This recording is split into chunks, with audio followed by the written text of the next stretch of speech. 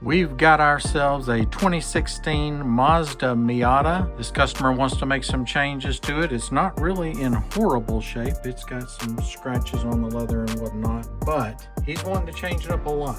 So what we are going to do on this one is we are going to strip it down, clean it up real nice, and then we're going to recover it in Alcantara black suede, and he wants to put a racing dial up at the top in a dark red. So we're going to do that, put it through our transformation, and then we'll come back and take a look at it when it's done. This steering wheel is off of a 2016 Mazda Miata. It came into us looking very worn out. It was leather covered from the factory, and the customer wanted to make it more sporty and add a 12 o'clock racing dial there, which we did that to match his interior. And then we went with a matching baseball stitch on it and used an Alcantara Suede. So this is the same suede that you see in Lamborghinis and BMWs, kind of factory vehicles, but we put this on any vehicle. So looks gorgeous, going to definitely make a difference in his ride. So reach out to us for any steering wheel in the world at craftcustoms.com, where you're going to love what you get. We guarantee it.